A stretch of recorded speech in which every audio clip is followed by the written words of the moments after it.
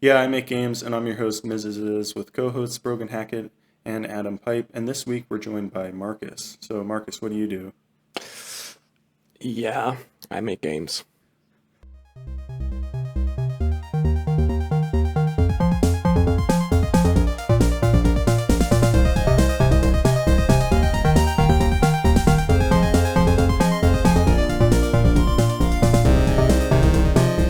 Today's episode was sponsored by Eric Freeman, an indie game dev who, with the help of Daniel Yosoloff, released a minimalist puzzle game called Deja Vu that's available now on Xbox and Steam. Eric is currently working on an untitled retro shooter with the artist Cannibal. Be sure to follow him on Twitter and buy their game Deja Vu, links in the description. Thank you, Eric, for sponsoring this episode. If you would like to sponsor an episode so we can keep having an editor and get episodes out faster, DM me on Twitter. Okay, so elaborate on what you do, Marcus.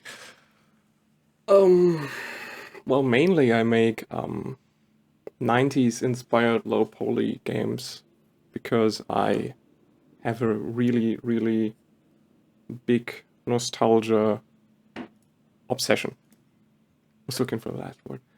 I'm not making games in real life, like I have a really, really boring office job still. But I kind of aim to at some point, hopefully. But yeah, we will see about that. Nice. That's the goal. Definitely. Isn't it? Definitely. Reliving the 90s. Yeah.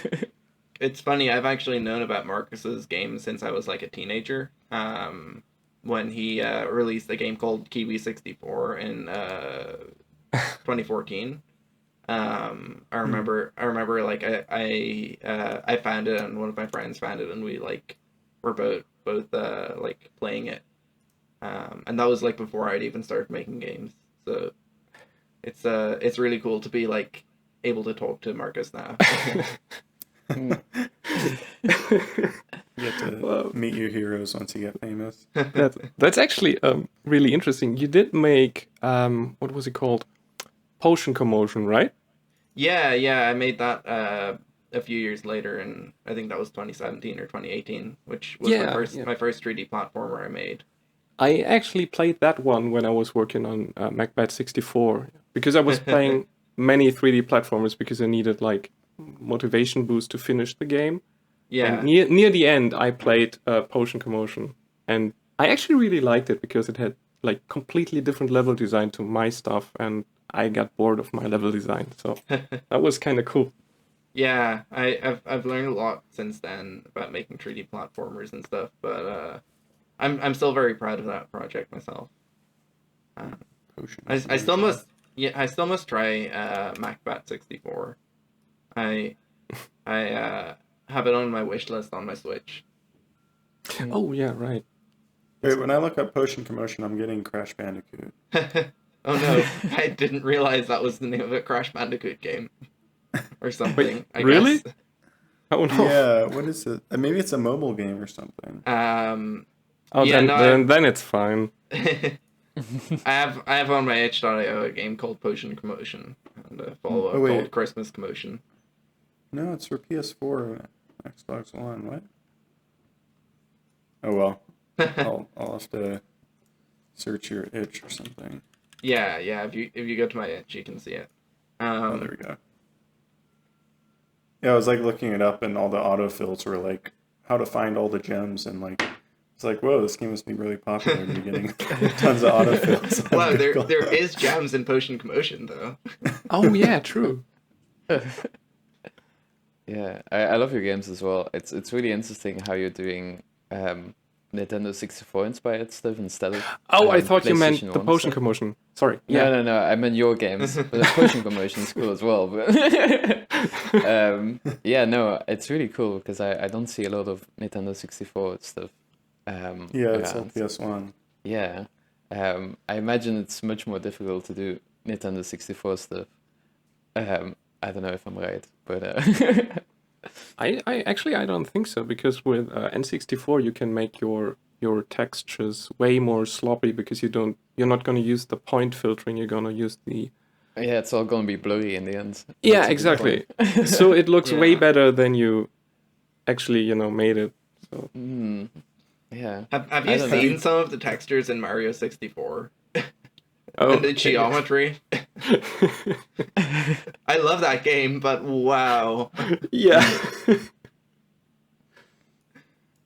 Yeah. Have It's really you have you Mhm.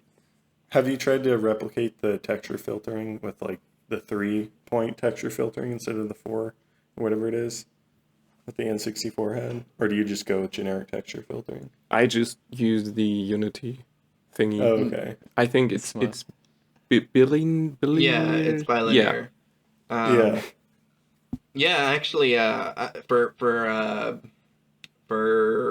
my game Bobo Adventure on Gerald's Island, I actually did recreate that, but I was having a lot of trouble. I had like a very janky version of it working, and I ended up reaching out to a friend of mine, Past the Future, who makes a render pipeline for Unity called the Haunted PS1 or HPSX or P, which emulates a lot of PlayStation 1 effects, but he added, after I was working on that game, he added the trilinear filtering to that, like the N64 stuff.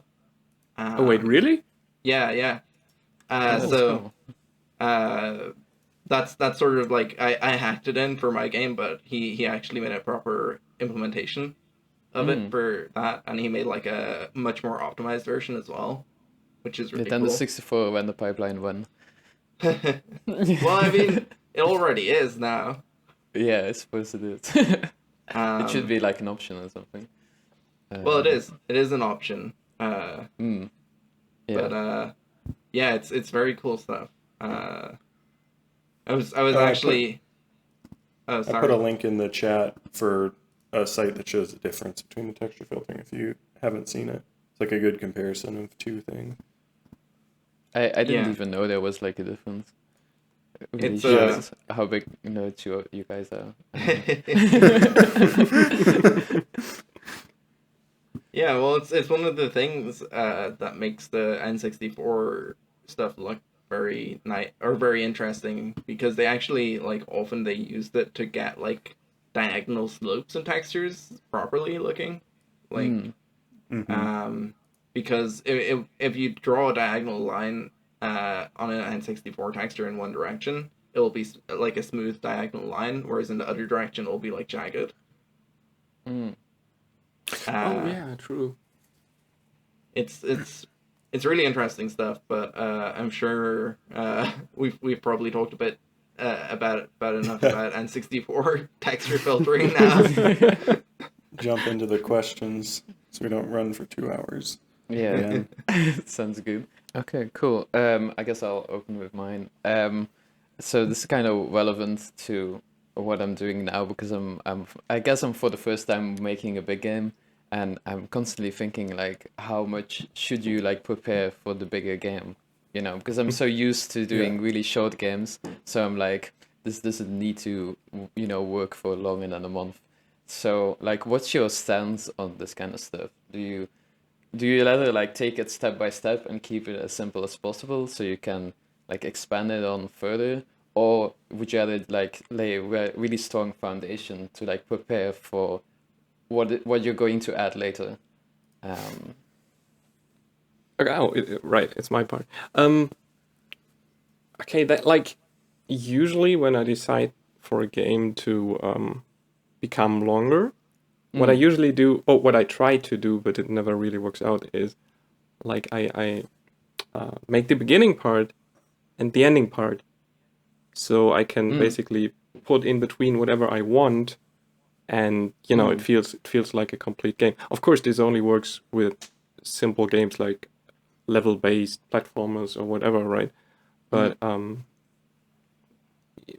yeah, that's kind of a thing. What I also try to do is sometimes I come up with an idea I just really like, and I start to prepare it, and somewhere in between I realize, okay, it doesn't fit the game, so I just put it aside and reuse it in a different game, as something I was doing just now with the game I'm currently working on, called Tori 3D. It's a 3D platformer, and I reused like a giant squid I made for a different game I made last year, but it just didn't fit. But now it fits perfectly into the water level. So yeah. Nice. That's good. Yeah. So, well, my experience with this is that it's a really good idea to like plan out a whole system, and program it in to work for like the future of your project, but it also often leads to like burnout on a project very quickly because you're not actually you stop, especially with programming stuff, you stop doing art and you stop doing level design and you stop doing all of that stuff and you drop it all just to like put your head down for a week and build this whole system up, and then at the end of the week it's very hard to get back to making the art if you even like got through all of that programming. Well, that's what I find anyway. Like I was working on a project last year where I needed an inventory system, so I ended up starting out the whole project working on this inventory system, and by the time I had it working like halfway decent, I had had enough of a reason to stop working on the project. I was just like, oh, I'm just leaving this. But at the same time, it can really bite you in the ass if you like build something to just work for the moment and then you have to fix it later. Yeah, It can be just as much work, but later down the line. But yeah. I So think do you often like work with like placeholders and stuff then? yeah, sometimes it depends. I definitely need to get better at project management for my own projects anyway. That's all I'll say. All of us, I think. But one thing that I found to like combat it is making generalized systems that can work across multiple games. Like I've been working on my first person character controller, which is now also a third person character controller for like a year and a half now or more.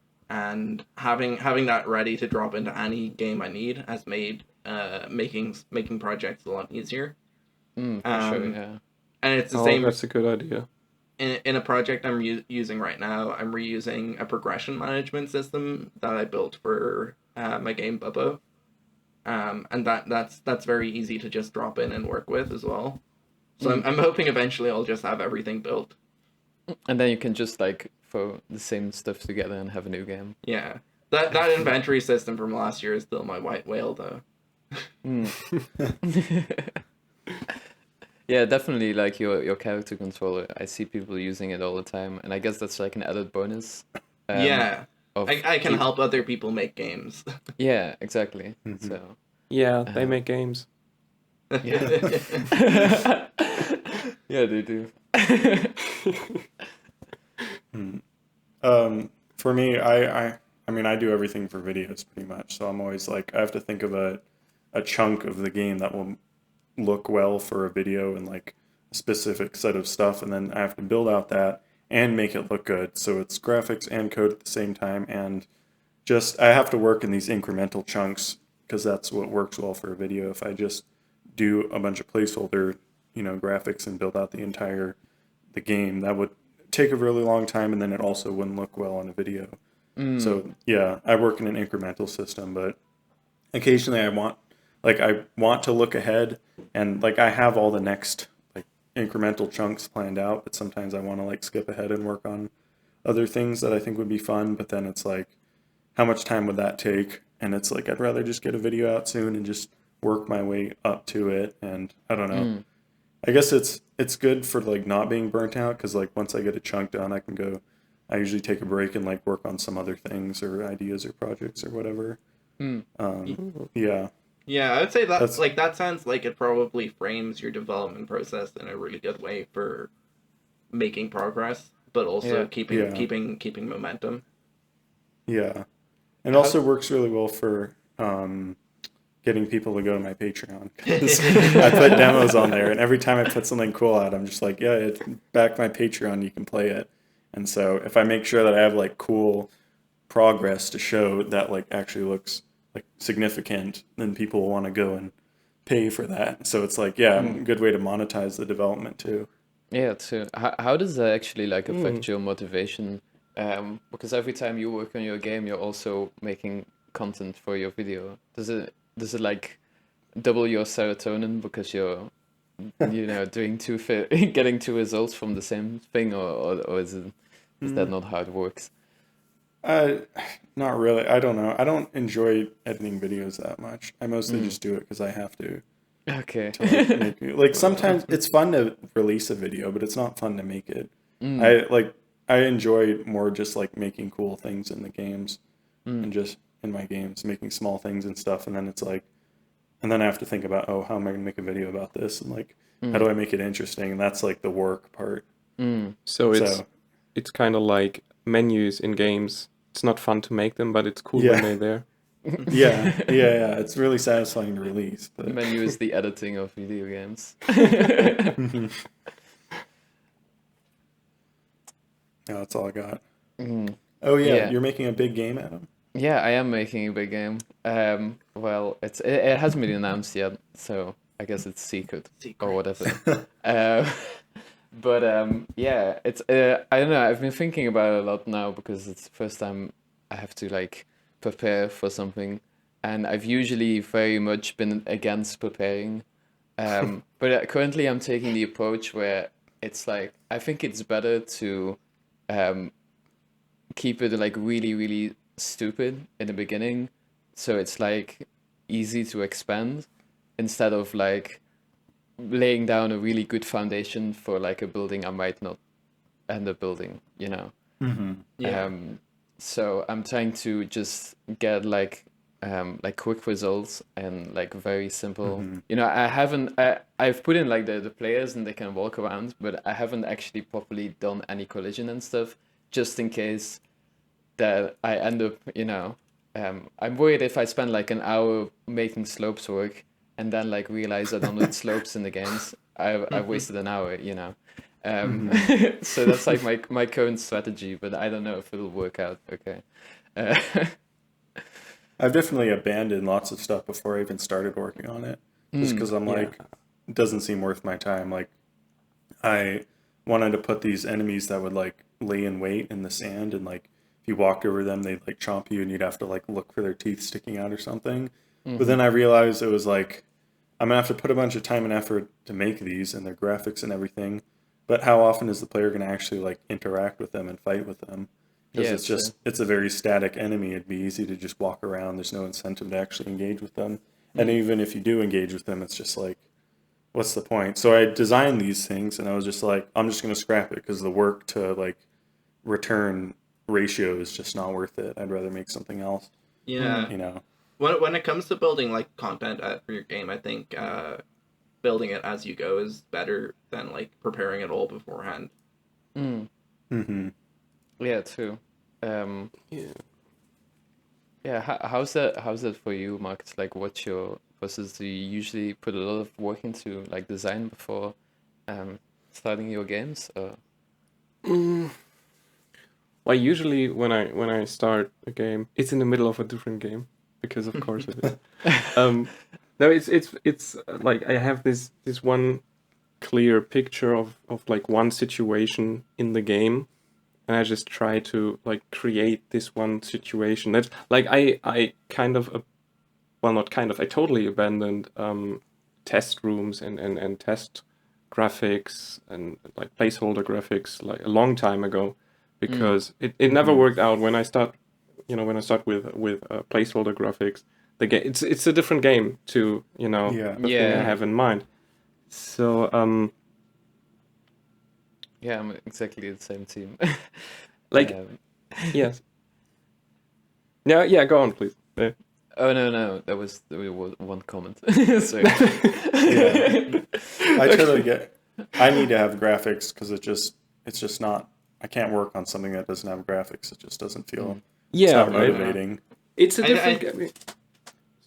I was gonna say, I think as a solo dev, it's actually really important, or like even on small teams, it's really important to not be looking at something ugly that you're working on. Yeah. Like, I'm sure if you're in a big AAA studio working in a gray box environment, it's just your job or whatever. Like, yeah. But when you're a solo developer, especially like indie, you have to be driven by your love for the project. And you're not going to love a project that's a bunch of gray boxes moving around. Yeah. Exactly. I get maybe like the biggest pain for working in a AAA company is that everything's ugly. You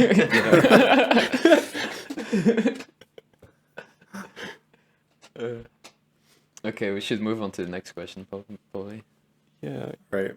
Marcus, Oh, right. Yeah. take it away. Okay, my question is, if you could wish a game into existence right now, what would it look like?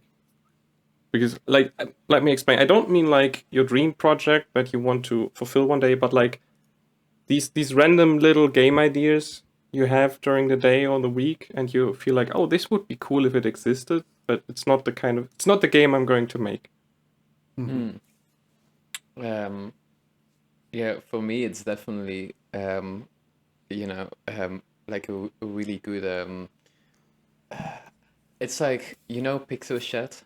I guess this isn't really a game, but do you know Pixel Chat from like the DS? Oh yes, Yeah. yes.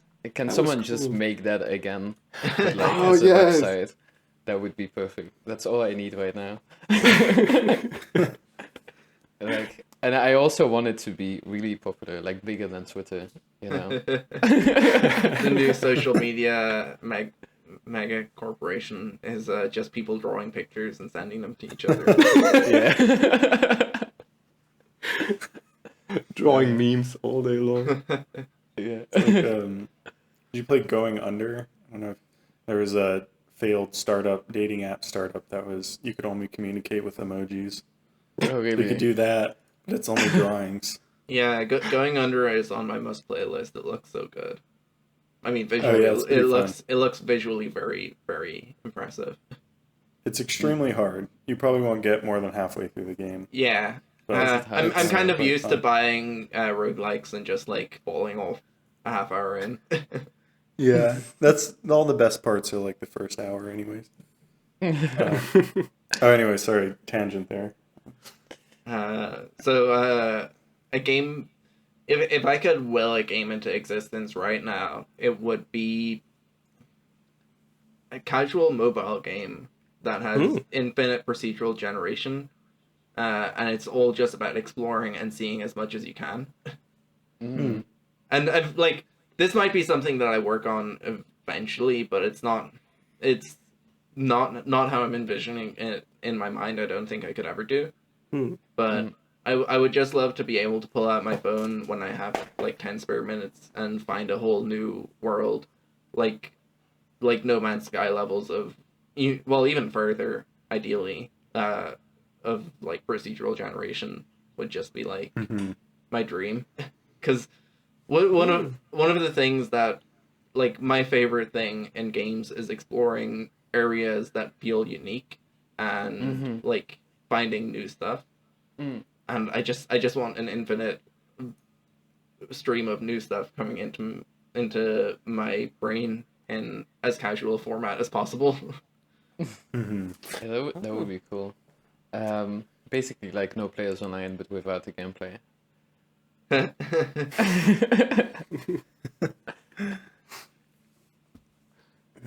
Yeah. For me, I've been thinking about VR a lot, and I was thinking about RTS games.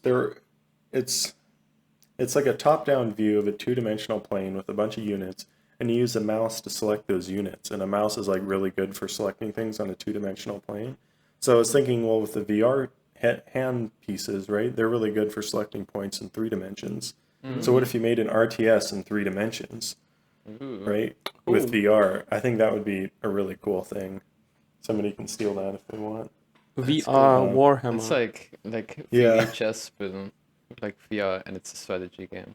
Yeah, just like imagine you just reach out and select some ships and then move your hand somewhere else and click and they move over there. I can see like something like that becoming a massive competitive game scene. If something like that existed, it would probably be one of the first like VR esports. That's like the most buzzwordy sentence I've ever genuinely said. Yeah. I think it would be really confusing, just like because you never have like a good overlook of what's happening in the game because everything's happening in like 3 directions, Yeah, it's all around you. Yeah. I don't know. I think awareness, especially once you add 3D audio into the space, awareness in VR gets actually pretty high. Like you can tell what's going on around you pretty easily. Like I've played a VR chat a little bit recently, and like you can kind of as soon as you get into a place, you can kind of tell where people are based on where the terrible music is coming from and where true. the disturbing moaning is coming from.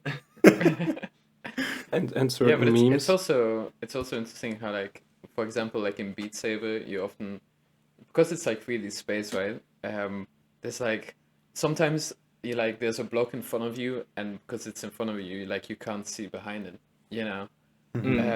So you're like constantly blocked by things in front of you, which is kind of a unique issue to VR, I feel, you know. Because you have to like move your head. Yeah, I think it's definitely interesting.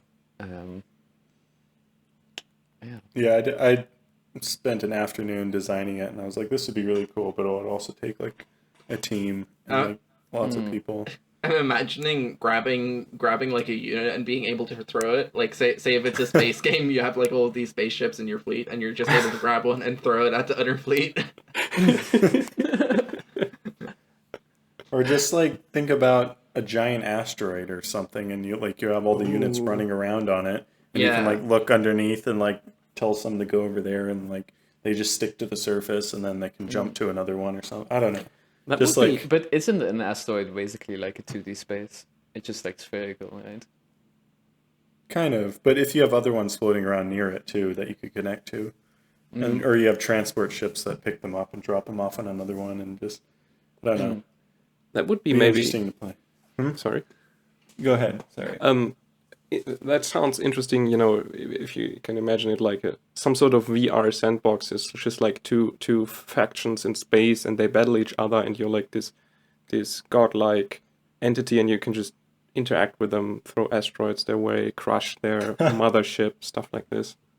That would be kind of cool. Yeah, a new way of doing God mode games too, or God games. What's your sorry. wish? Yeah.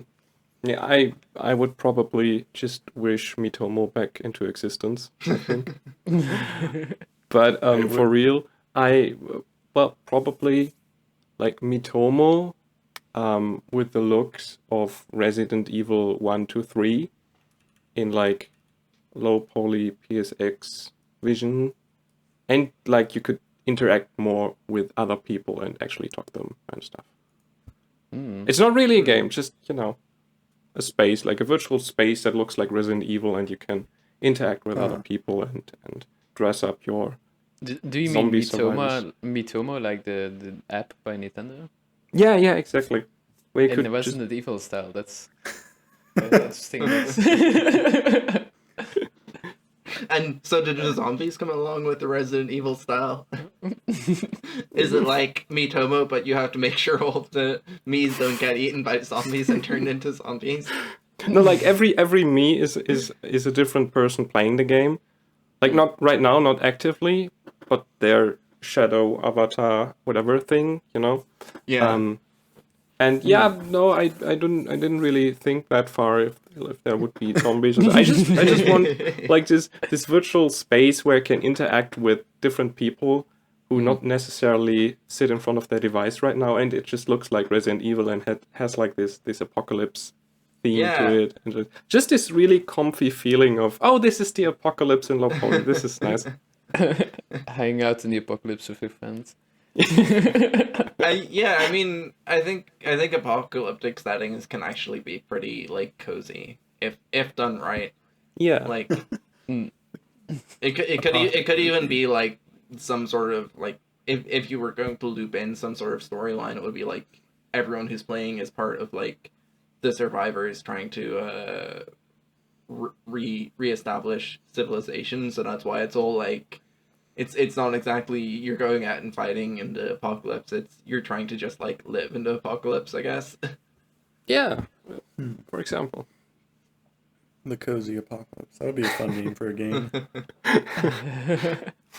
Cozy apocalypse. You can even dress up your survivors.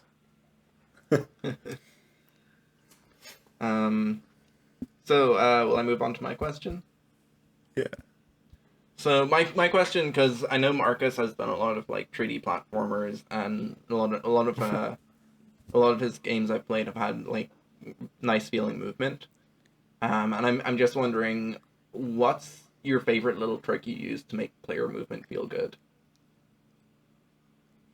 Um, it's definitely okay. And this is like a really typical answer, but just like adding a little bit of inertia in there. But I feel like a lot of people think you don't always need it. There's like the Kaizo games and whatever with like really precise controls and stuff. But even those games have inertia, and I feel like people forget because like Kaizo Mario and stuff.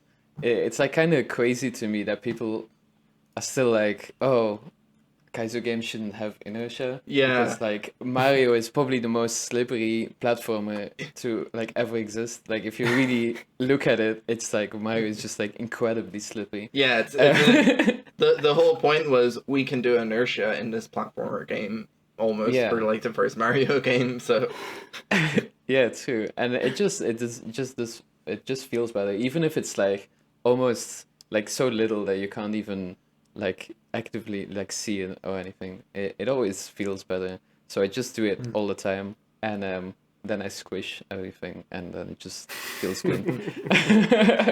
yeah, that's an interesting thing because when I was making my character movement system, and I showed a few people to start with, they were like, "Oh, I really love the momentum in this," and that's like a feature you can disable, but Mm. I actually found like in using it that I've never really wanted to disable it. That's interesting. So you could disable the momentum in the settings. Yeah. Oh. Huh. That's weird. Well, that would confuse me as a player. I could never decide. It's not visible to a player. It's visible to the developer working with the tool. They can choose Oh. whether or not they want momentum in their game. Okay. Okay, that's cool. Okay. Oh, that's cool. Yeah, it's but definitely other than that, just generally adding feedback to everything, it's just good. But this is like pretty basic game feel stuff. But anyways, if you're listening to this and you need game design, game feel tips, read Game Feel by Steve Swink. Really good book. I'm not sponsored by him. It's just good. I kind of feel like I should say making things squishy because for over a year now I make everything in my game squishy. Yes. But I'm going for taking the time to find the perfect fitting footstep sounds. Like whenever I work on a game and I have the movement technically like the code is done and I just play around a bit, it's like okay, it's time to find the right footstep sounds. And I sometimes invest a week or more just into finding the right footstep sounds because like this is the moment when the footsteps feel good from the sound quality, then I can start to enjoy the game. Yeah, that makes sense. Sound design actually does have like a massive influence on game feel that a lot of developers overlook, I think. Unfortunately. And it's also crazy how often like footstep, like the timing of footstep sounds is like off. Yeah. I play like so many games on itch.io and it really frustrates me that like you have like the view bobbing and like the footstep is like half a second off or something. Or when he bobs down and it's just Yeah, it's awkward matching up like footstep speed to footstep stand and stuff, and like player speed and stuff. Or they just use the especially- generic Unity ones. Especially which are awful. especially in like third person where you're looking at the character moving their legs and it's like Oh yeah. and then you have also the issue with like foot slide, which is another layer to that. And I definitely feel like footsteps are most important in like first person games. I don't know why, but especially like walking simulators, like the only thing you're listening to in most of the time is the footstep sounds. And then I really like it when they put in the effort to do all of the reverb zones. So you walk into the big room and your footstep sounds are just slightly more echoey, and it's really nice. Yeah. Yeah, that's true actually. In LSD emulator, they have these really hard, weird sounding footsteps, and I just love Yeah. them. Like, Yeah, me too. right, this is the main thing I do. I just run around and get totally frustrated when I jump to the next dream because I can't walk anymore. Yeah, it's yeah. When I made my LSD Dream Jam game, I was also like the first thing I added. It was just like, wow, this feels so real, you know.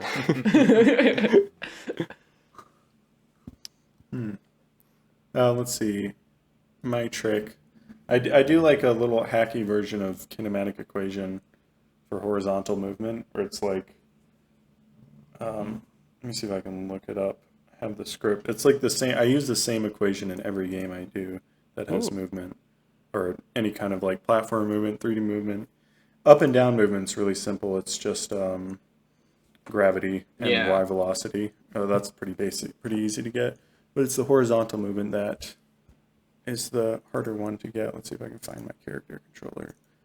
Character movie, here we are. All right, so the equation is, first you get drag, which is your move acceleration divided by your max speed. And then that will give you a value of between 0 and 1 typically.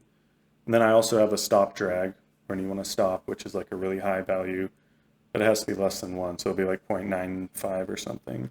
And then I do, where is it? Okay. And then velocity, which is either left and right, or it's either one afloat if it's a two-dimensional game because you only move left and right, or a vector 2 if it's a 3D game because you're moving horizontally. And then you just do your acceleration times your direction of travel minus velocity times drag.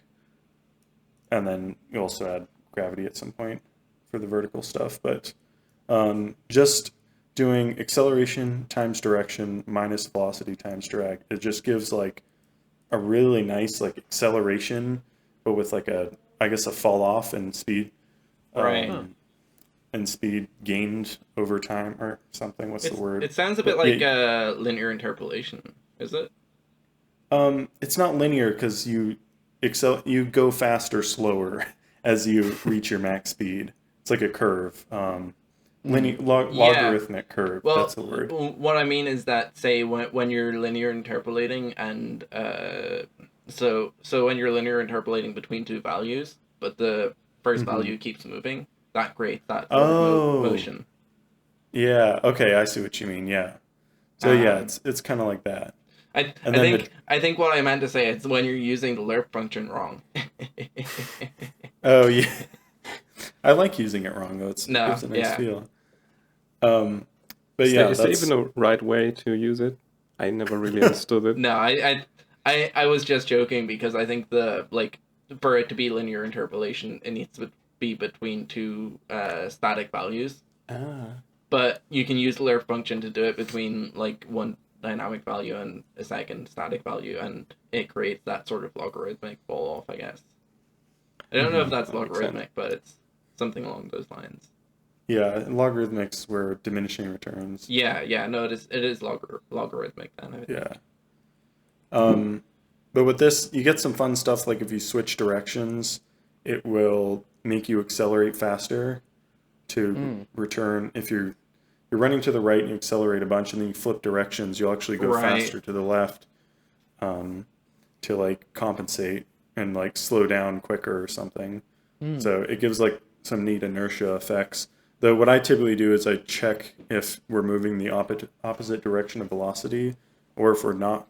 If we don't have any movement keys pressed, then I put in the stop drag, so you just slow down much quicker. Yeah, and that gives more snappy feedback. But yeah, it's if you want more inertia, you just don't do that, and this gives like a really nice feel. I don't know.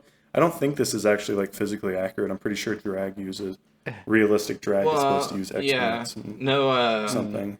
No video game is physically accurate anyway. Yeah. Actually, this is really weird. But when we were at school, we were taught to like keep all of like the velocity and stuff like accurate. to like actual like meters a second, and then like your game had to be in a correct like meter scale and everything. And it's like, who the hell has time to like make their models like accurate to meters? It's That I do sounds that. like some like I want all of my students' games to feel okay, so I'm gonna give them this advice that should make them fit within the rules without having to tinker too much. yeah, but it had the opposite effect because everyone was just making really, really like slippery games because they were all like, yeah, but it's Yeah. exactly 7 miles an hour, you know. Oh yeah, that's dumb. I mean, I just think like 1 unit is 1 meter. That's what I think, and then I'm just like every character I make is 2 meters tall, or 2 Yeah. units tall. Yeah, I'm And about that's that just the too. scale. That's I true. think. Yeah. I actually just eyeball it. I make a character like 1.5 meters tall or something, and then I just everything else I scale to the character, and then my games Oh, are horribly yeah. scaled, but nobody notices. All of my characters move like either 10 meters per second or 5 meters per second.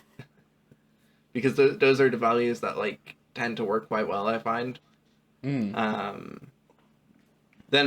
if I'm making something that's like a walking simulator and needs to be slower, I'll move it down to like 2 or whatever. But normally Yeah. my go-to values are 5 and 10 meters per second. Yeah, too. The way I see it, we're like lucky enough to not be architects, so we shouldn't do anything right. You know? I've had like I've had issues in the past where like I make, or well, in my current game I've had this issue where I like make the movement feel really good and like fast paced and nice, and then like to make the enemies keep up with you, they have to move pretty fast too.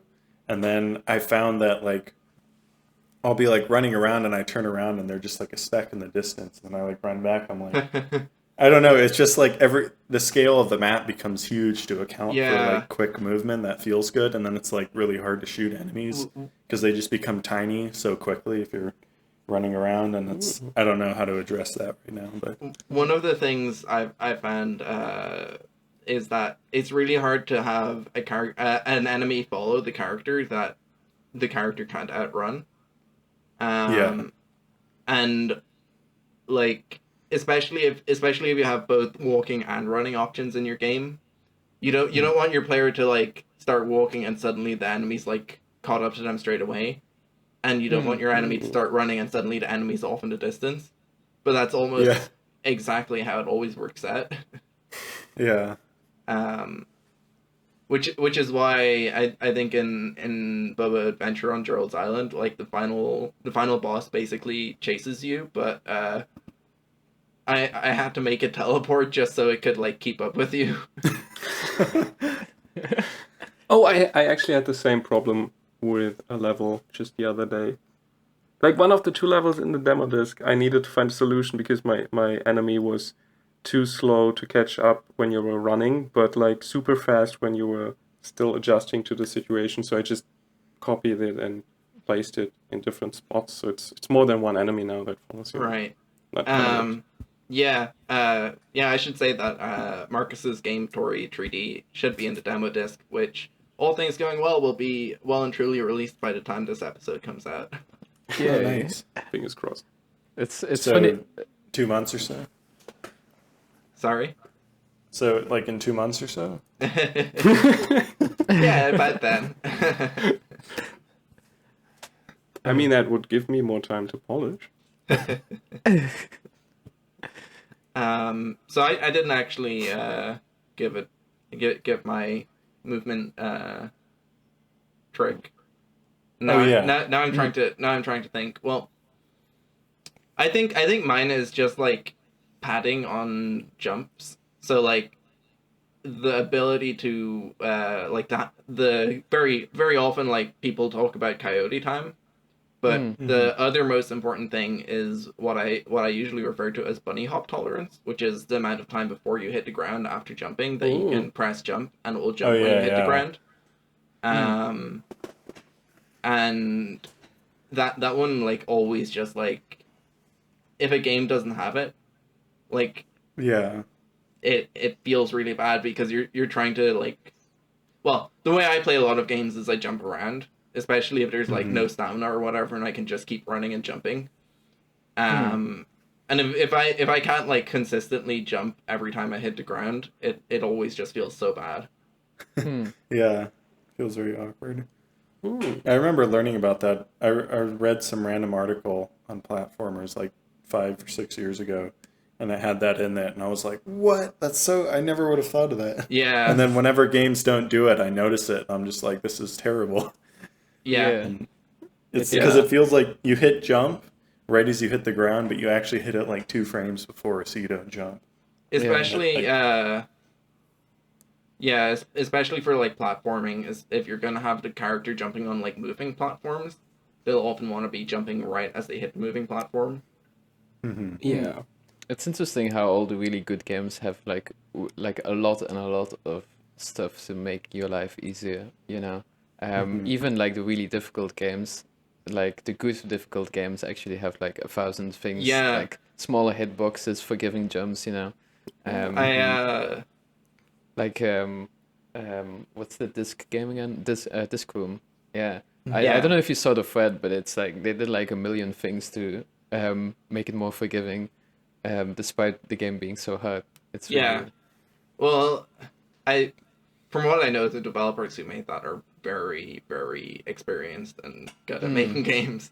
Yeah, Um, definitely. they're that's one of the Vlambeer devs worked on that, right? Yeah. One of the like founders that yeah. Yeah. But what I was gonna say is I watched a really interesting GDC talk on the GDC YouTube channel about, I think it was Dead Cells, and how they did movement. And a lot of what they did is they like built in systems to detect when the player was, say, jumping, if they were going to make the ledge they were aiming for, and if they weren't, they would like add a little bit of extra momentum or whatever. And they built a lot of like fail safes to make sure the player didn't get frustrated by the platforming, because the bit that's meant to be frustrating in that is obviously the combat. And I think a lot of games make the mistake of creating very like interesting technical movement systems and then hampering whatever the gameplay focus should be by making the player have to think too much about them. Dead Cells was Deep Night, right? I remember seeing them Yeah, on Ludum yeah. Dare. They're always like top 5 in Ludum Dare. Yeah. See, Marcus, did you give a movement tip? I forgot. Yeah, I had the footsteps. Oh yeah, that's right. Okay, just making sure I didn't miss you. Oh yeah, what's your thoughts on holding the jump button to go higher? I love it. I don't know. Yeah, How do you do that's it? the good shit. Sorry. Although How do you actually one of implement my favorite games is a game that's like completely based on the fact that like the jump is completely uncontrollable. It's just like once you press jump, you're just left to whatever direction and velocity you were going, and then you can't do anything about it until you land on the ground again. And it's kind of fun in a really brutal way. the jump right? Yeah. Oh yeah, Lo- like kind of like Jump Night, yeah. Low air control can really make a game interesting. And also make a lot of people hate you. Yeah. Actually, not forgiving. Oh, yeah. When, sorry, go ahead. Marcus, did you have something? Oh, did you have something now? No, not really. I mean, I do like it as well, but it took me years to figure out that games actually do this, and it took me until 2014 to actually be able to do it myself. So, but yeah, I like it. It's cool. So I'm always curious, how do people implement it? Because the way I do it is I just make so while you're holding down the button, you have less gravity applied to you. Yeah, basically. Oh, that's smart. Okay. Yeah, I've I been know doing, some people every add time I did force. it, it's like a different, very bad way. So Yeah, good to know exactly. this is how you're supposed to do it. For my movement system, actually, towards the end of last year, I added an option to define your height by its or your jump by its height and time, That's cool. which is Wow. really useful for a lot of level design stuff. So you know your jump's always going to be like 4.5 units up or whatever. But because I had that hold to jump thing in, I also had to define like the lower jump, and I had to calculate like a bunch of stuff, and my brain turned to mush. But it was very worth it, because now I can design controllers for games that like I know exactly how high and how low like the player can jump. That's really interesting because I've thought about doing that a lot, but every time I'm just like, what if I just eyeballed it and then I'm like, yeah. Yeah. I mean, when I tried it, it didn't feel good for some reason. I don't know. I didn't manage to make it good, so I just did the gravity thing again. I think it takes a lot of tinkering. Especially, I found once I implemented that defining by height thing, because you also have to input how long it's going to take. It actually like really shocked me how long it takes to do a jump in a game. Once I like worked out values that worked nicely, I was not expecting to like get those values to work right. But it takes a lot of tinkering to get like that to feel very nice. The way I always think about it though is that like you have to make sure that whatever the minimum jump is can get over whatever your most common low height of jump is. So like often games will be built on somewhat of a grid, and they'll have like jumps that are say 1 unit high, very common throughout, and the player can't like step up that. So that say that's the lowest height, you have to make sure that whatever your lowest jump can clear that. Yeah, true. It's there's a lot to think about when it comes to how your jump interacts with your level design, I find. Yeah. Now that you mention it, like most of the times I feel like shorter jumps are just more fun to play, if that makes sense. And this is like something I was wondering about for years now, because I don't know, in Mario and in Sonic or whatever, you jump like I don't know how many meters up in the air, and when I try to make a platform, it's like, oh yeah, if you just there's this little bob thing, that feels perfect. I just use this. Yeah. Yeah, well, I think that's the thing. Your lowest jump has to be like low enough that the player can like have a lot of fun jumping around with it, and your highest jump has to be serviceable to level design. Where like I think, if I remember correctly, in most 2D Mario games, it's like your smallest jump can be like one block, and your tallest jump is 3 blocks. But when you're running, it goes up to 4, or it might be 4 and 5. I played a lot of Mario Maker last year and made a level that was based on the game Getting Over It with Bennett Foddy. So I did a lot of working out jump heights for that. I wonder if like being good at doing jumping controls in games is like the equivalent of being good at doing anatomy for art, you know? Like you can do a completely different game, but just knowing all of the stuff about doing jumps and stuff will kind of make the game better, even if it doesn't really have jumps, you know? Yeah, well, I think the horizontal movement is just as important when it comes down to it, though. Yeah, true, exactly. But I do think actually that being good at making nice player movement is one of the best skills you can get, because the first thing someone's gonna do in a game is move about, if it's not look about. It's like the first thing most games tutorialize, so it has to be really fun to move or feel good to move. Otherwise, players are gonna feel like jumping off straight away. Yeah. Actually, that's why I never I played. So I'm gonna bring up Fortnite now, but the first I tried to play Fortnite maybe 2 hours. I gave it 2 hours of my time, and the thing about that game is that the movement is horrible. Like, I don't know what it is, but it just felt completely wrong to me.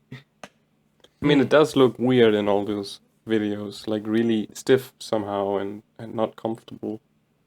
Yeah. So that's why I don't like Fortnite. The movement's bad.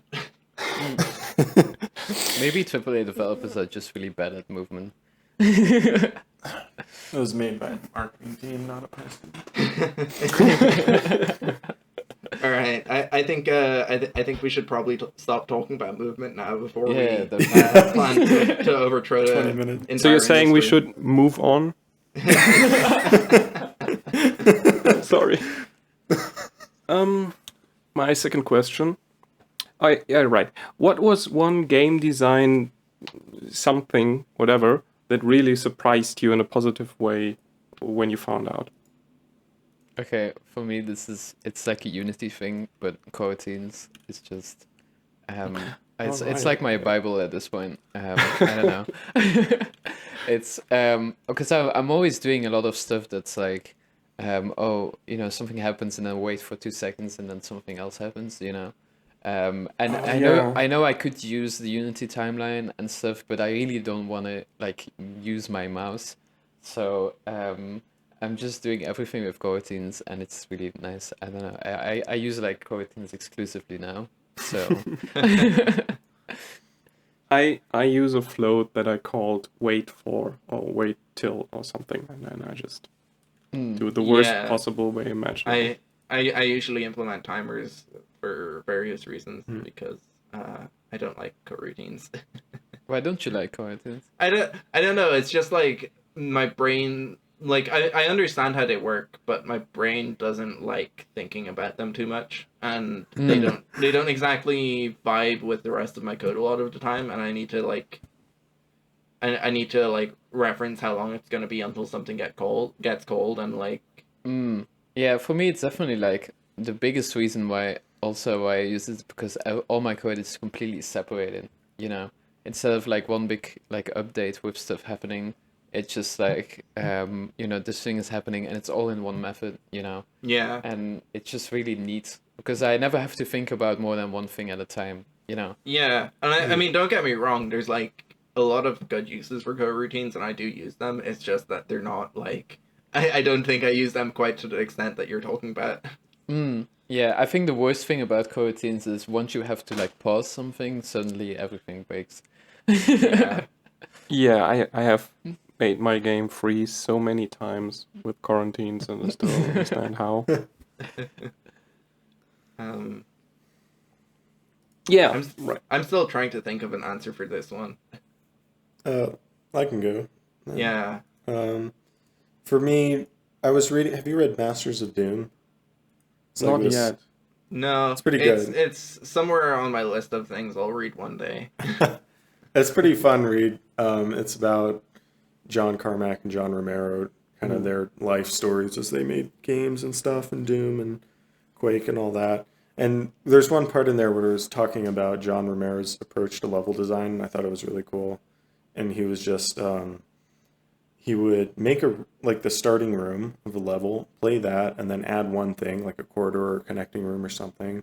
Play through that, add another thing, play through it again, and then just keep adding one thing and then playing through the whole level and just seeing Yeah. how it felt. And it like would make these really intuitive levels that I don't know, just felt really nice to play through. And I thought that was a really cool sort of approach to level design because at the time I had no idea how to do level design. I was just pretty much winging it. And so, yeah. I'm still doing that. Yeah. um, but yeah, I thought that was cool. And I've messed with that a lot and used that. Yeah, level design. There's a lot of space to learn a lot of stuff in level design. I think because like you can engage with level design on so many levels, from like a basic flow of events that need to happen to like architectural theory and like the emotions that a space will evoke in the player and stuff.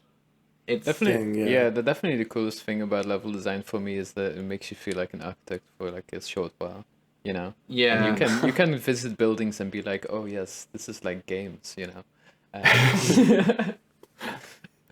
I think my favorite thing when I'm doing level design is just like whenever I get to hook back into a previous part of the level, it Oh, always yeah. feels really good to have like interesting interconnections in the level, which is one of the reasons I adore Dark Souls and FromSoft's level design like style Have so you much. have you played Burn Band?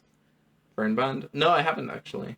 Oh, it's like the whole game is about this. Just like an area and it all collects with each other. It's really nice and satisfying. Ah, cool. Yeah, I'll have to try it sometime.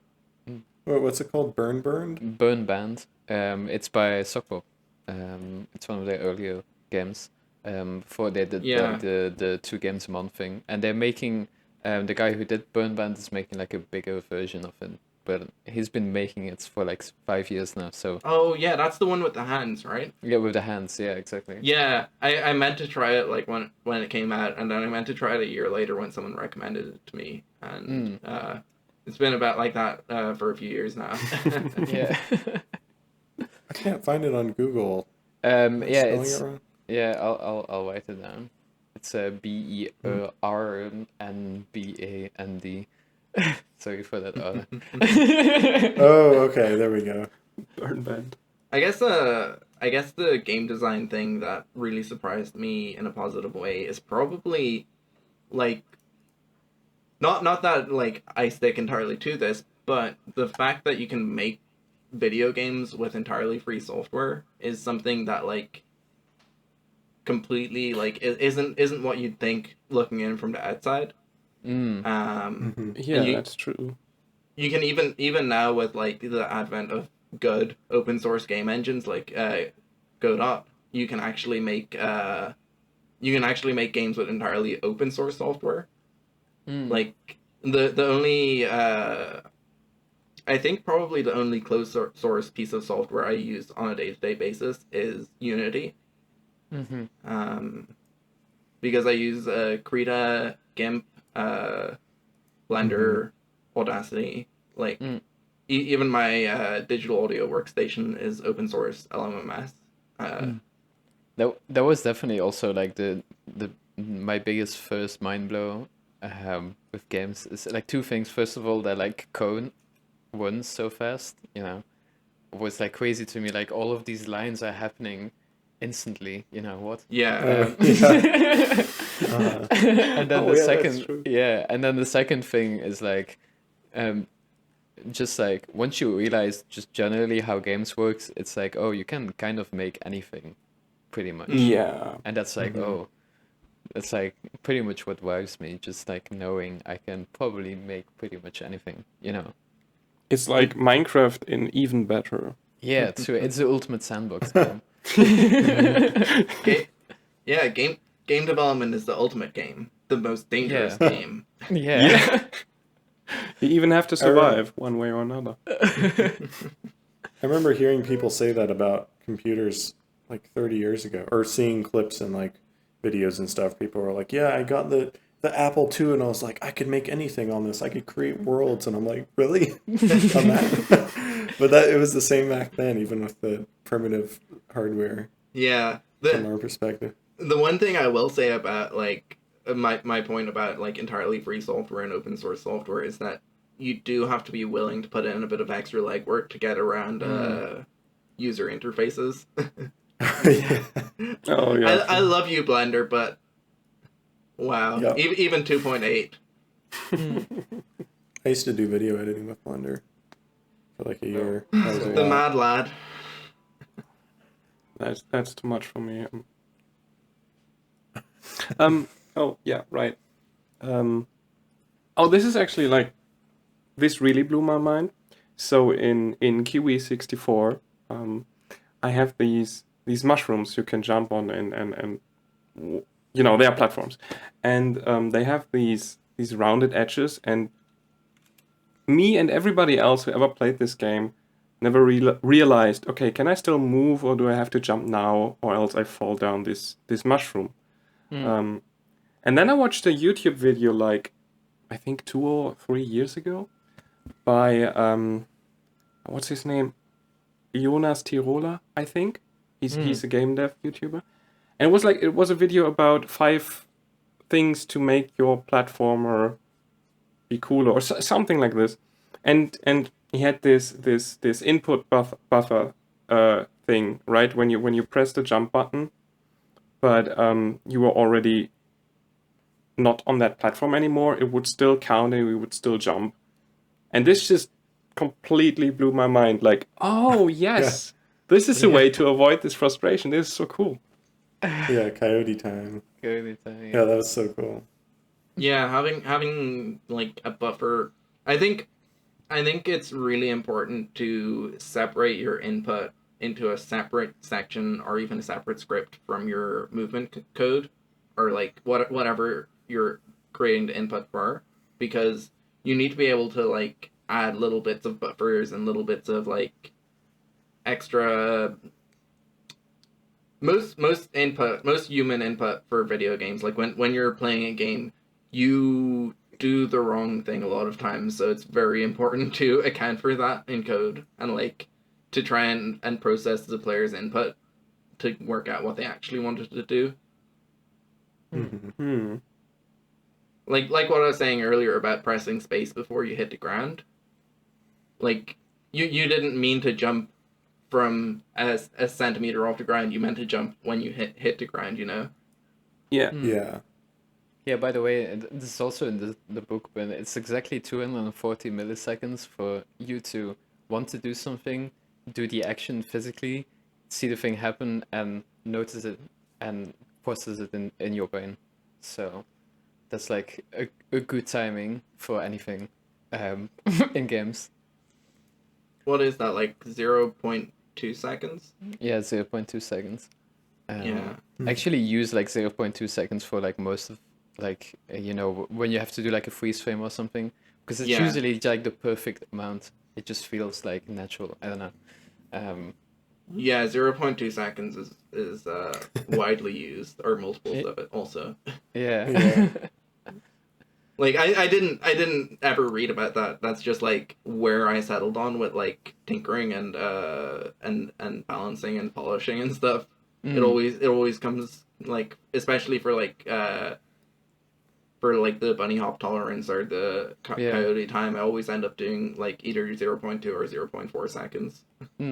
Actually, it's also really interesting, but I saw this once. But if you make something like a button and like a lamp goes on, and you wire it perfectly so it has absolutely zero delay, it'll actually feel like the light is going on before you press it, because What? like like your eyes are closer to your brain than your hand is. So like the feedback of your What? eyes is faster than the feedback of you pressing the button. Interesting. Yeah. That's crazy. Your eyes are closer to your brain. That's like some high frequency trader stuff there. Like, Yeah. do the trades with your eyes, not your hands. That's really interesting to hear that though. Because like it's not something I've ever looked into, but it is like, as I said, I've like kind of almost stumbled upon those times as like an easy go-to without realizing. Mm-hmm. Yeah, it's really interesting. Just like science in general and how it applies to games. Yeah. Brogan, do you have any? Yeah, well, I, like I was saying, it was just the free software side of things. Oh, right, yeah. Which, like, I think like there's definitely people out there who want to make games who don't realize that if they can't afford to, but if as long as you can afford time, you can afford to make a game. Mm-hmm. If that makes sense, like, because I'm not gonna say that anyone can make a game right now. They just need to do it, because it does take time, and especially if you are going with like not spending money on stuff, it is going to take longer. But like when I was a teenager, I couldn't buy software for myself really, so I started making games, and I gravitated towards open source software or like free stuff, and like realizing I could do that was a massive thing for me. And it's the whole reason I'm making games now, is because you can make games for free. Yeah. Mm-hmm. Basically, you have no excuse. Go make a game now. That's not what I'm saying. You heard me say about the time thing. Can you make games on phones? Is that possible yet? Yeah, I've done it. Really? Really? Yeah, so you can't really make good games you can't make big projects on phones, but what I've done in the past is there's a thing called processing, you might have heard of. That's basically like a visual library on top of Java. But there is an IDE for processing that you can get for your mobile phone. And I've made like avoidance games and stuff on my phone. and done procedural generation experiments on my phone and stuff before in the past. I That's sometimes really think cool. about buying like a really, really small laptop, just like so I Yeah, can right. like take it with me and make Unity games in like on a Yeah. mountain or something. Or like Shadow PC or something, just to make games in the middle of a forest at night. Yeah, Hmm. plein air game development. Yeah. Oh, go I ahead. saw there's a retreat center or something like at the bottom of the Grand Canyon where like writers go to write books for like 2 weeks or something, and you have to like hike. It takes like all day to hike down to the bottom of the canyon, but Oh my- it's like just this little oasis down at the bottom there, and you're just like an 18-hour walk from anything. And people just go there to be away and write and have no distractions. And I was like, it'd be fun to go there and make a game or something. Oh yeah, Yeah. Absolutely. yeah. Yeah. It used to sound like something like that, and like all the computers there have like no Twitter on them and stuff, but it's like they have the Yes. Unity docs and stuff.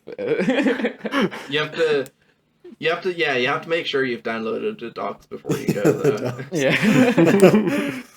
That would be a problem. Otherwise, you'll be hiking 18 hours to look up how to do on collision enter again for the 1,000th time. Oh my god. You look broodingly upon the mountain and think about collision systems and Unity.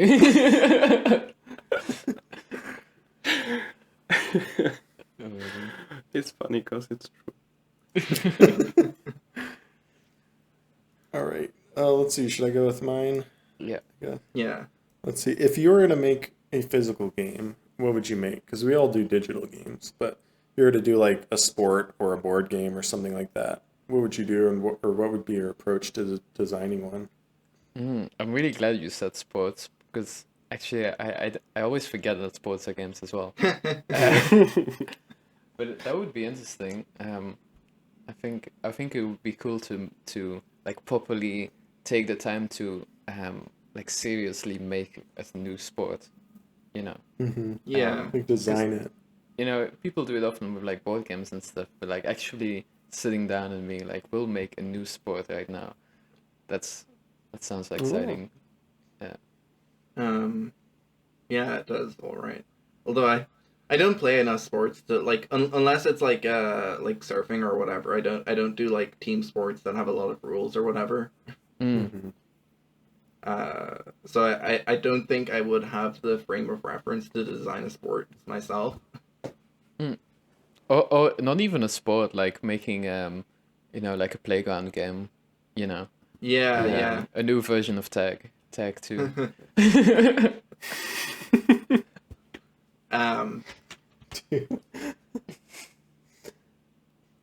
But I have an answer for this that I've been thinking about recently though, which is recently I saw there was a second level made for a game called Screwball Scramble, which I don't know if any of you've ever heard of, but it's so it's basically it exists as a big molded piece of plastic with a bunch of moving pieces in it, and you have a metal ball bearing, and at the bottom of the piece of plastic, which is like laid out in front of you, there's multiple buttons, like say pinball bumpers almost, and pressing the buttons makes different mechanisms in it move differently. It's almost a little bit like the Mousetrap game as well, but this it all relies on like the real world physical physics and trying to press buttons in the right timing to get this ball to move through an obstacle course basically. And I really love that idea, and I would absolutely kill to make a level of Screwball Scramble. That looks pretty cool.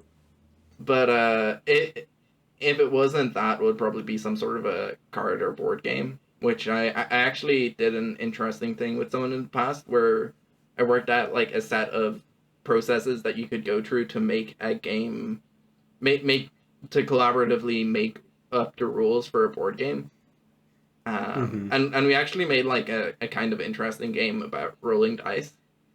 And like just basically all relied on like what numbers the dice threw up and whatnot. And it's not like a master class in like game design, but it's a fun experiment to tinker about with. So I have told a bit about making board games and stuff in the past, but I much prefer programming. I think we've talked about a lot about like player movement in this episode, and I think that's actually the thing that makes digital games much nicer for me, because you can move. And Yeah. that's also why I was saying I'd love to make a level of Screwball Scramble, because like that ball just moves very satisfyingly. Mm. Yeah, too. I definitely have the same feeling. Like the passion for games for me definitely comes from the fact that you press the button and something happens instead of, you think about it and you move the object. I don't know. And also in general, just like board games, I'm usually pretty thrown off about them because I feel like every new board game that's made are always just like they're really complicated. Like no one makes Scrabble, or no one makes checkers. Everyone makes checkers with stats and upgrades. Yeah, That's And that true, doesn't really actually. interest me as much. Or But it's Settlers also of really hard, Catan, I think, to make a new checkers. So, yeah.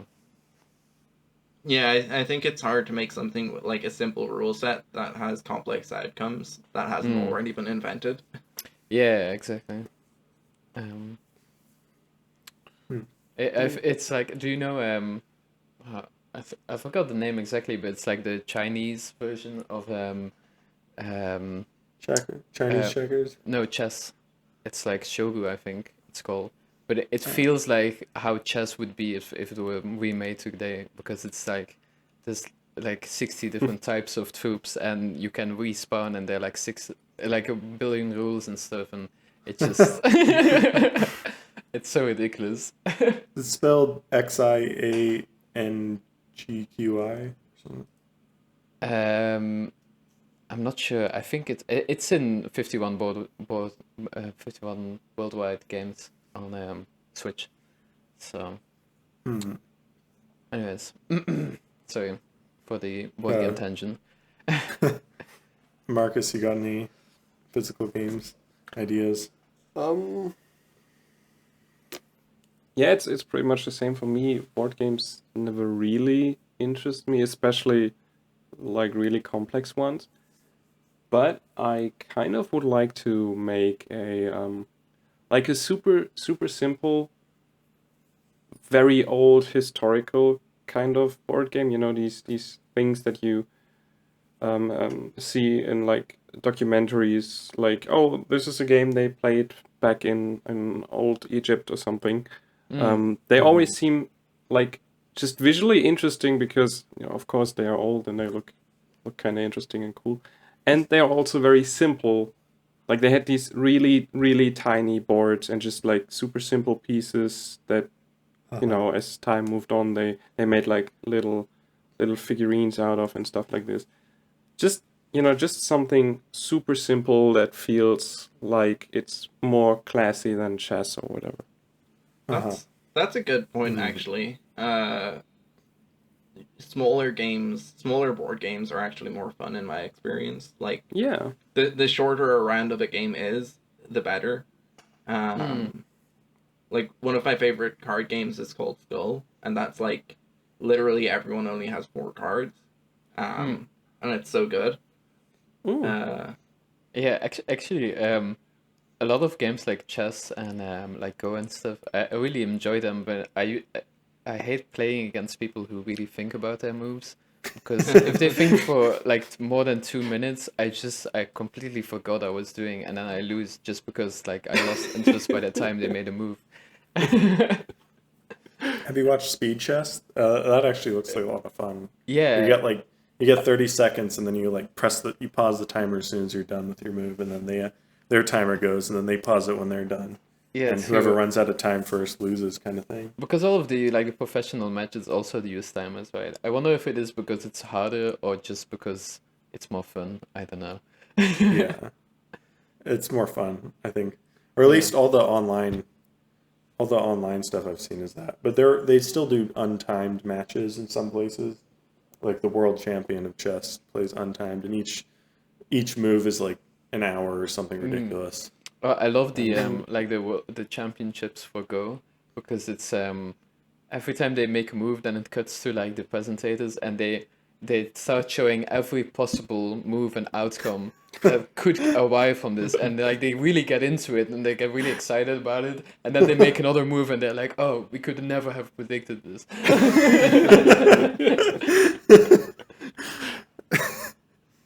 I gotta watch Go now. Yeah. Let's see. For me, like when I was first thinking of this question, I was thinking of tabletop RPGs for myself, because I play a fair amount of D&D. But my biggest problem with tabletop RPGs are just how unapproachable they are. Like you have to, if you're gonna play, you have to play with somebody who's like had a ton of experience with it. And it's just like, Oh yeah. you gotta, you spend like an hour to make a character, and then it's like, if you want to DM, like good luck. You gotta like play a bunch and then like get a sense of the game and then learn all this tons of errata, and just like, I would love to make something that's just like super narrowed down and simplified, and just like you can, start it up as a brand new player and just make a character in like 5 minutes, and then like as the game progresses you get more options and complexity, but it just starts out really easy. And like to DM, you just get like a list of just questions, like here's a few setting options, choose one of these, and then and then choose one of these, and then choose this, and then you have your base thing already chosen. It's just like super easy to jump into. I actually designed oh sorry. No, go on. I actually designed an alternate version of Dungeons and Dragons. So you kind of like role play and you do the stuff, and every time an encounter happens, you play a game of Smash. And it goes really fast. It's really fun. That's cool. I I've thought Smash and about I thought about TTRPGs before as well. And the thing I always come back to is I really don't like. Well, it's not that I don't like it. I just like find it frustrating, the dice. When my favorite part about tabletop is like collaborative storytelling moments. So what I always wanted to do was have a system where all of the players sort of like a player says they're going to try and do something, and all of the players agree based on their knowledge of that player and their knowledge of how, say, agile that player is or whatever, whether they can jump over that 10-foot monster and stab it in the back, And so like I think that would be fun, but it's also probably very hard to DM. Yeah, I DM'd like one of a game of Dungeons and Dragons once, and it had no encounters. It was just LA Noir. It was really fun. But what you just said, Miss, there was like this tiny. Basically, it was a demo version for Dungeons and Dragons they did in a local store. They had. I mean, it was an official product. You basically got like this really tiny booklet thing, and there were like 4 characters inside. You could just choose one, like for each player, and the HP was just like big round circles, and you were just crossing them out with a pen or something. There were no dice involved. You just used like a coin. You flipped the coin, and they were like, okay, if it was this side, you go to this part, and then you flip again to calculate damage and stuff.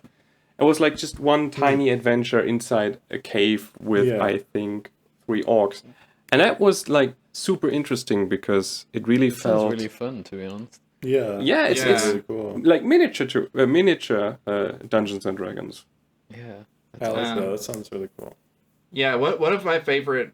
So this is also like this is relevant. I swear. But one of my favorite things that ever. One of my favorite D&D sessions I've ever played is I was playing a big campaign with my college friends in like the final year of college, and one of my friends is like a really experienced DM. He's been DMing for like over 10 years now. And so he was our DM, and it was like 4 other people, and this was like a long like already set out campaign. It wasn't his like creation, so we were like 2 2 months before the end of college, and we realized we all have to like study and work on our final year projects and stuff. And so we decided we needed to just like finish off the story in one last campaign. And yeah, so what we did was we like sped it up, and we just like, I don't know how he did it, but my friend Aaron, the DM, hello if you're listening, Aaron.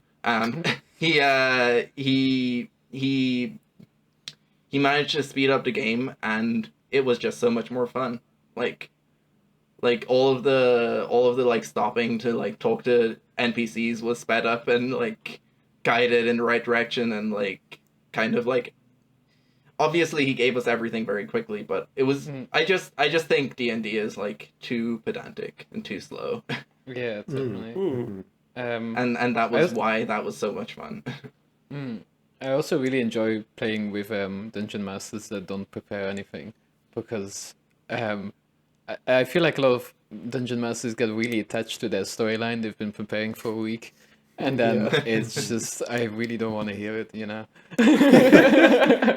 Yeah, that's something I've heard from a lot of DMs, like I know as well, where like they can never be prepared for their party succeeding in introducing like the main villain or whatever, you know?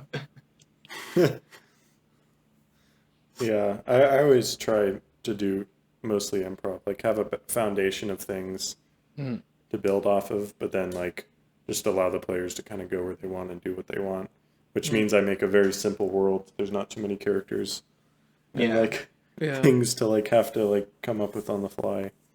Yeah, for the LA Noir campaign, it kind of made sense to, you only had to like prepare what actually happened, like the murder, and then they just need to like figure it out, you know.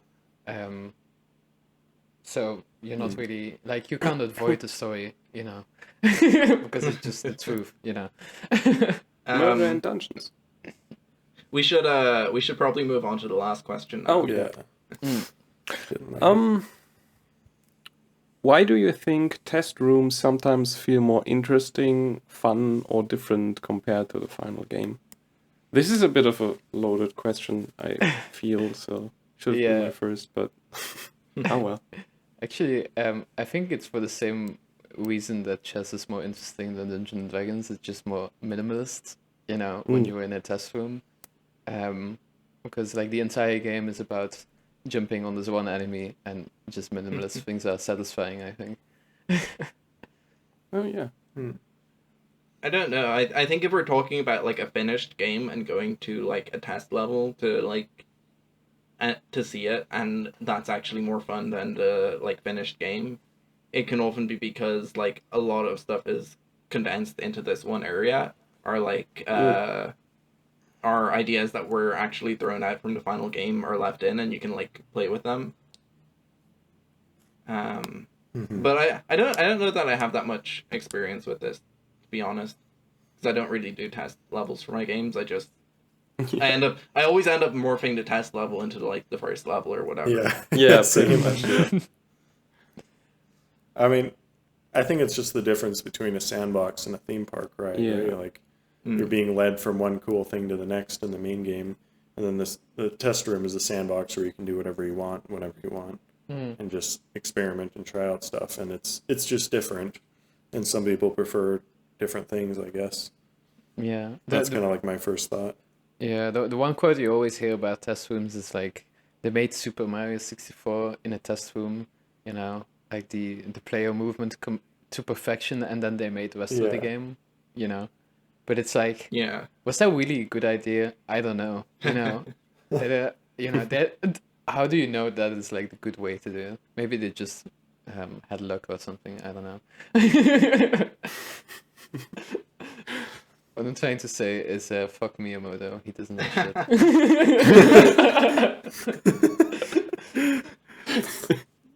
I think we've been very harsh on Super Mario 64 today. Like I was criticizing its textures and models earlier, and now you're just saying Miyamoto is full of shit. I mean, it's still a fun game. Nintendo, please hire me. I can do better. Yeah, but I have pretty much the same view on test rooms. It feels more like it's a big toy box and you can just toy around with everything. There's no like you can do so much wrong and it's fine. It doesn't happen. It's kind of like in Super Smash Brothers when you are in this test area and you can just punch your opponent or this sandbag or whatever it is and you can just reset it and you can just have fun with the whole mechanics. I mean, it also kind of depends on the game, I suppose. Like a test room in a point-and-click adventure game, yay. Yeah, that's But good. in Zelda or Mario or whatever. Mm-hmm. Yeah. Dang, Should that's Probably all our wrap questions. up Yeah. All right. Well, thanks for joining, Marcus. Anything you want to promote? Go and download the Hunted PS1 demo disc. It's hopefully out. here. I'm almost certain, unless we get way faster at editing this podcast, the demo disc will be well and truly out by this. So, not the one I have on screen. This is the previous one. But Yeah. It will look something like this. Download that one too. It's also cool. Is it free or is it going to cost money? Free. Oh, really? So I might as well just like say a little bit about it here because Yeah. Yeah. So it's free because it's a community project meant to uplift our members and like provide a massive boost in visibility for a lot of people's games. And it's actually like I can speak to like last year. People have actually said since it came out, they've said like that it really did help when they released their final project. It really Oh, did. nice. So yeah, if you go play that, you'll find a bunch of cool games, and you should go buy the finished versions of them when they release. Yes, please. Yeah, and particularly this one, Treaty. Oh yeah, by- I heard by that's a good one. Some Yeah. person called Marcus. Yeah, I don't know about him, but the game is good. Is it Tori with an I or with a Y? It's a yeah. It's Or an T E? O R E E. Oh, okay. So it's like the Japanese Yeah. word for bird, but with two E at the end instead of I. Okay. Well, that's all then. Cool. Well, see you next time. Thanks for listening. Bye bye. Bye.